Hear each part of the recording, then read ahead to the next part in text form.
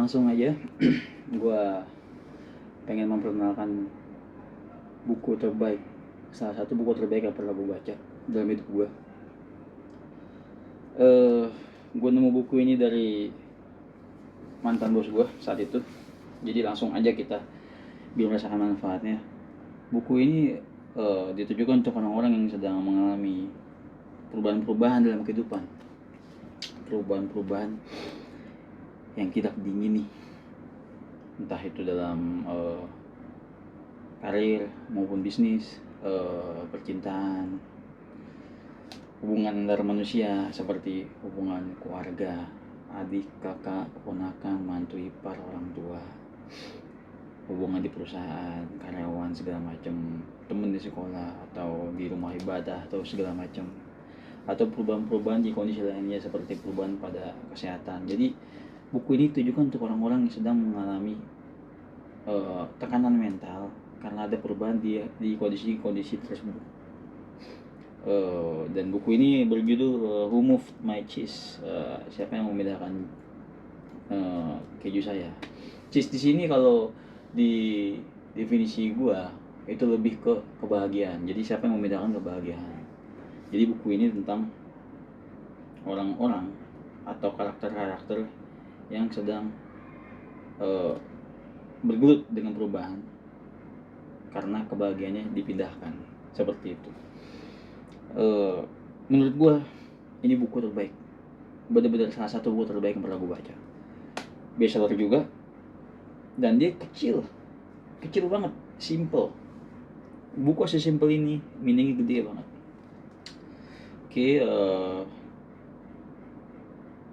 Di buku ini itu punya berbagai macam tujuan bagi si pembaca, dan gue harap lu orang baca buku ini jika lu orang lagi galau tentang perubahan, yang mana gue tahu itu berat. Seperti buku ini mengajarkan kita agar kita itu selalu serius dalam menanggapi perubahan kecil, sekecil apapun kita serius tanggapi perubahan itu, agar kita nggak kebablasan, agar kita dapat beradaptasi. Lalu supaya kita juga nggak terlalu kaku beradaptasi pada perubahan, kita nggak kaku. Itu buku ini ngajarin hal itu. Lalu kalau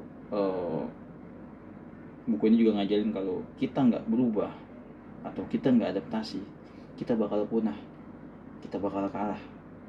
Seperti yang lu tahu, dunia berputar sangat cepat, zaman semakin berubah, teknologi kah, apakah semuanya berubah, dan kita harus adaptasi dengan hal itu.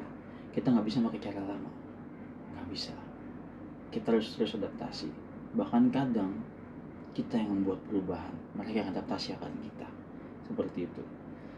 Terus buku ini juga membuat kita berpikir apa yang akan kita lakukan jika kita nggak takut. Apa aja yang udah kita lakukan jika kita nggak takut? Apa yang membatasi kita hanya karena rasa takut?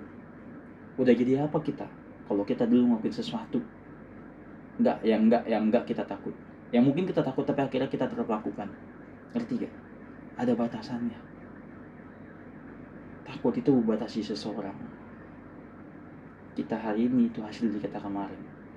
Jika kita yang kemarin terlalu takut melakukan banyak hal yang mana sebenarnya itu bagus, itu potensial, tapi kita terlalu takut akan sesuatu yang belum tentu terjadi.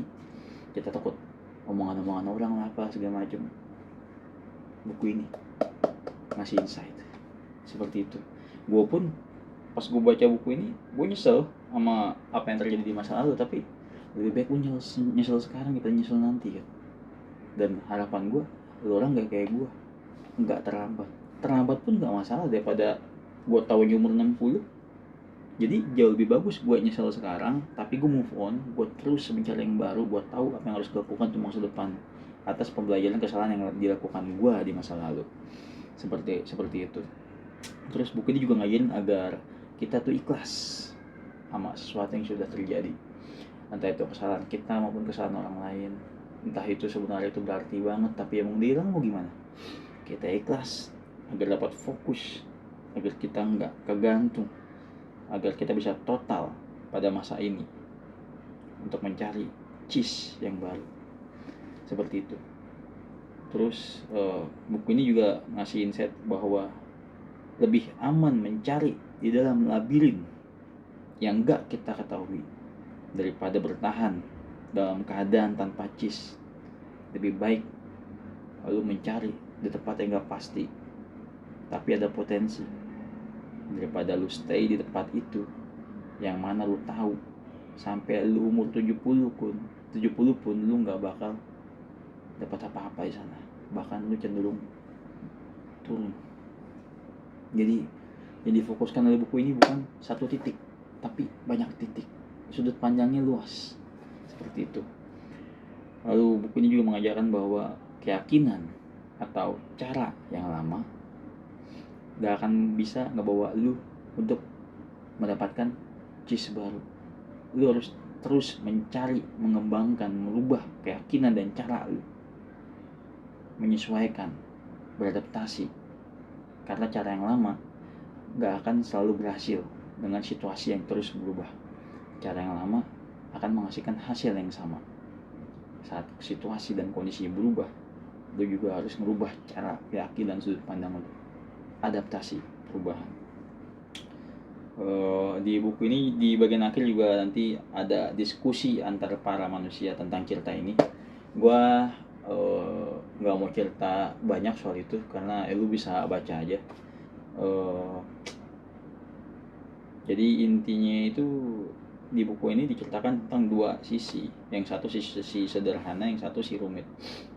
Yang sederhana itu cerdas dan suka melacak, sementara yang rumit itu kaku dan suka bermain aman. Seperti itu.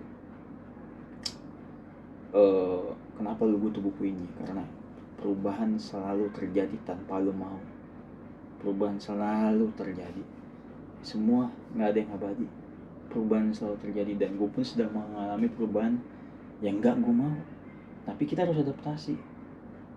Kita harus terus berubah. Kita harus terus belajar. Ini fungsi bukunya. Kita harus terus move on. Terus mencari sudut pandang, menang merah segala macam. Daripada lu ngedumel nyalain orang yang di sendiri. Enggak. Lu pelajari semua tuh. Lu cari benang merah segala macam, apa yang bisa diambil, apa yang harus ditinggal, itu penting. Terus buku ini juga mengajarin tentang bahwa kita harus terus antisipasi, memperhatikan, menyesuaikan, berubah, dan nikmati perubahan yang ada.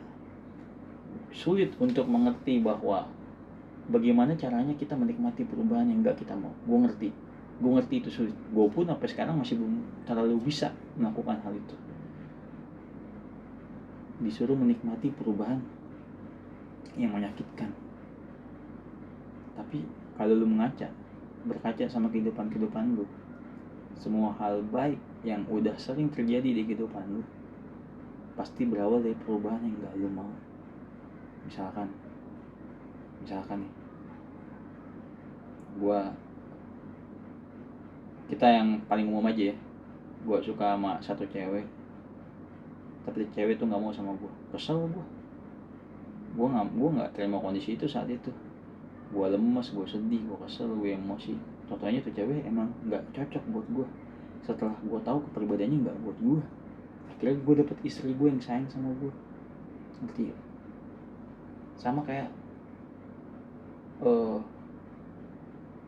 pekerjaan, sesuatu yang gue nggak mau, yang dulu gue nggak mau, ternyata sekarang sesuatu yang gue butuhkan.